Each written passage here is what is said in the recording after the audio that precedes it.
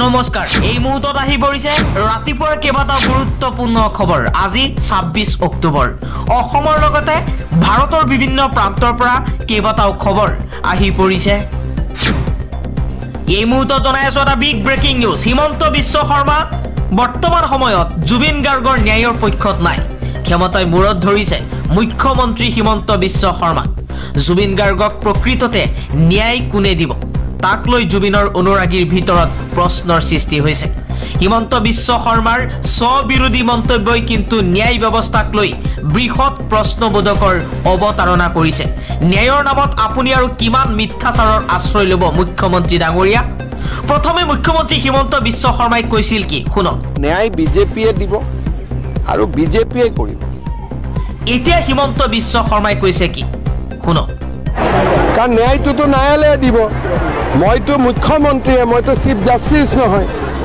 এতিয়া শুনিলে প্ৰথমে মুখ্যমন্ত্ৰী শৰ্মাই ক'লে যে ন্যায় মই দিম আপোনালোকে চিন্তা কৰিব নালাগে ন্যায় জুবিন গাৰ্গে পাবই তাৰ পাছত মুখ্যমন্ত্ৰী শৰ্মাই উলুটা খৰমাৰি ক'লে যে ন্যায়ালয়ে দিব মই দিব নোৱাৰো মই চিফ জাষ্টিস নহয় দুমুখীয়া স্থিতিক লৈ এতিয়া বিভিন্ন প্ৰশ্নৰ সৃষ্টি হৈছে প্ৰকৃততে হিমন্ত বিশ্ব শৰ্মাই কাৰ ন্যায়ৰ পক্ষত যুঁজ দিব জুবিন গাৰ্গ নে শ্যামকানু মহন্ত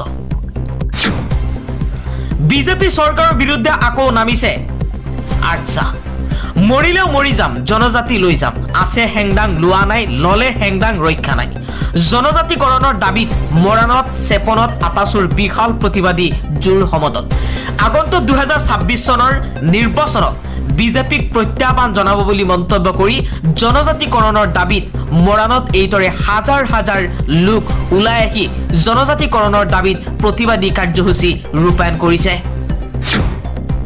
বিজেপি চৰকাৰ গঠন কৰিয়েই ইছলামপুৰৰ নাম সলনি কৰিছে ইছলামপুৰৰ নাম সলনি কৰি ঈশ্বৰপুৰ কৰা হৈছে মহাৰাষ্ট্ৰৰ এখন চহৰৰ নাম সলনি কৰিছে বিজেপি চৰকাৰে ঈশ্বৰপুৰলৈ ভাৰত চৰকাৰৰ এক বিশেষ নিৰ্দেশনা যোগে সলনি কৰা হৈছে নাম জুবিন গাৰ্গে ন্যায় নোপোৱালৈকে মই হাৰে থাকিম ন্যায় প্ৰাপ্তিৰ এই সংগ্ৰামত মই অসমবাসীৰ কাষত আছো এবাৰ অভিনেতা ৰবি শৰ্মাই ফেচবুক পোষ্টৰ জৰিয়তে এই মন্তব্য কৰিছে লগতে বৰ্তমান সময়ত জুবিন গাৰ্গৰ ন্যায় প্ৰক্ৰিয়া কিমান দূৰ আগবাঢ়িছে তাক লৈ প্ৰশ্ন কৰিছে অভিনেতা ৰবি শৰ্মাই কৈছে বৰ্তমান সময়ত হিমন্ত বিশ্ব শৰ্মাৰ চৰকাৰে যি ধৰণে ন্যায় প্ৰক্ৰিয়াৰ প্ৰতি আগবাঢ়িছে ইয়া আচলতে ভৱিষ্যতৰ এক প্ৰশ্নবোধকৰ সৃষ্টি হ'ব আৰু ৰবি শৰ্মাই লগতে কৈছে জুবিন গাৰ্গে ন্যায় নোপোৱালৈকে মই হাৰি থাকিম নিৰ্বাচনৰ পূৰ্বে জুবিনে ন্যায় পাব লাগে প্ৰয়োজন হলে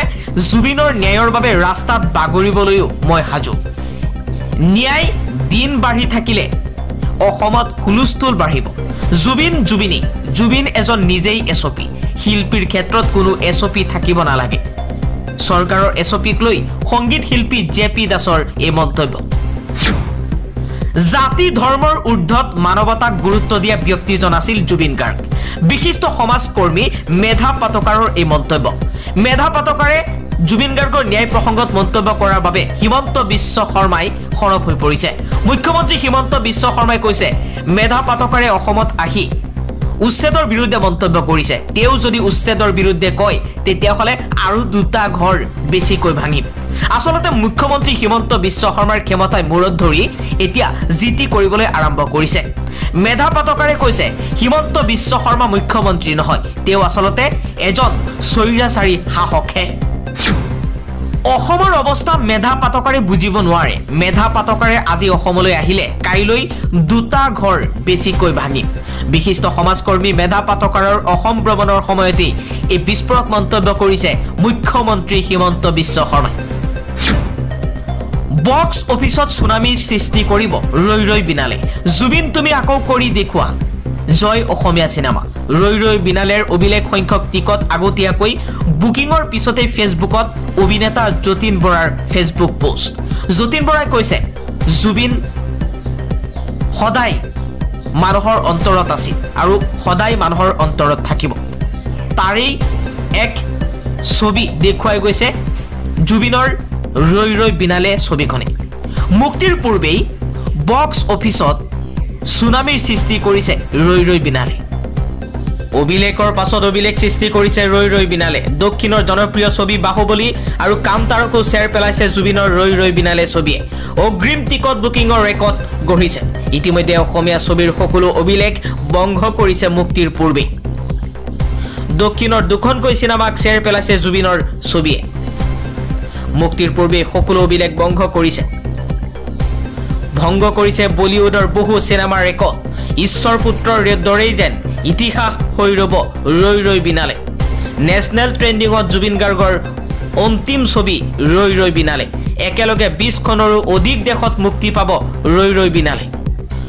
জুবিন গাৰ্গ জীয়াই থকাৰ সময়তেই তেওঁ দেখুৱাই গৈছে আদৰ্শ। তেওঁ নাছিল কোনো ধৰ্ম, নাছিল কোনো জাতি, নাছিল কোনো ধৰণৰ ভগৱান।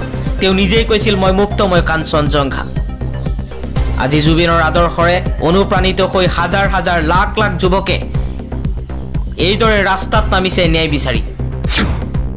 ভাৰতীয় জীৱন বীমা নিগমৰ ধন দিয়া হৈছিল আদানীক। ৱাশ্বিংটন পোষ্টৰ প্ৰতিবেদনত বিস্ফোৰক দাবী।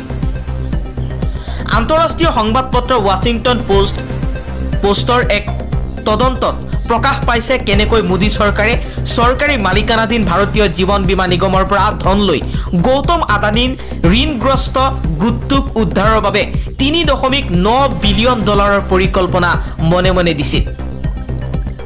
ৱাশ্বিংটন পোষ্টে লাভ কৰা আভ্যন্তৰীণ নথিপত্ৰত প্ৰকাশ পাইছে যে 2025 চনৰ মে মাহত কেন্দ্ৰীয় বিত্ত মন্ত্ৰালয়ে ইয়াৰ বিত্তীয় সেৱা বিভাগ LIC আৰু নীতি আয়োগে এনে এক বিনিয়োগ কৌশলৰ ওপৰত সন্মতি প্ৰকাশ কৰিছিল যিয়ে আদানী গ্ৰুপৰ বণ্ড আৰু ইকুইটিত কোটি কোটি ডলাৰ বিনিয়োগ কৰিব।